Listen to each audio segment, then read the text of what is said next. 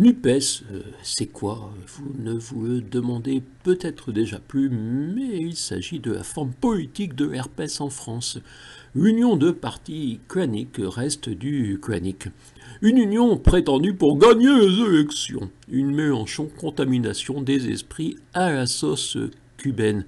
NUPES, le meilleur moyen de permettre à Emmanuel Macron d'obtenir la majorité au Parlement. Les élections législatives de juin sont bien perdues pour la République, c'est bientôt. Avec même de prétendus écologistes dans la NUPES compagnie. Avant, ces prétendus écologistes étaient les porte-manteaux du Parti socialiste. Il y eut même le concept de gauche plurielle.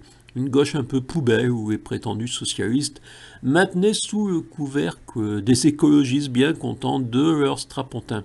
Le terme porte-jadot à mauvaise proposé de manière isolée nécessite un peu de réflexion pour une compréhension immédiate. Mais il est évident dans un contexte, par exemple la question « À quand un vrai mouvement écologiste crédible et non un porte-jadot de Mélenchon ?» 2022 était un impératif écologiste, un véritable candidat crédible et réaliste aurait dépassé les extrémistes à la présidentielle.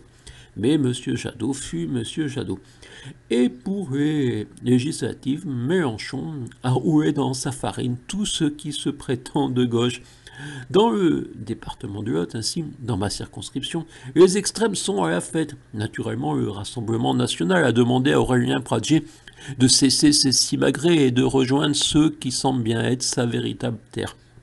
Déjà Pasqua parlait de valeurs communes avec Père Le Pen, et si on veut trouver une filiation de M. Pradier au sein de la droite, ce serait, je crois, du côté de Pasqua. Je ne suis donc pas candidat. Une autre vidéo en com de la France harmonieuse n'a pas de candidat, car même dans ce département 46, les médias m'ont fermé leurs portes. Vous savez, les médias subventionnés.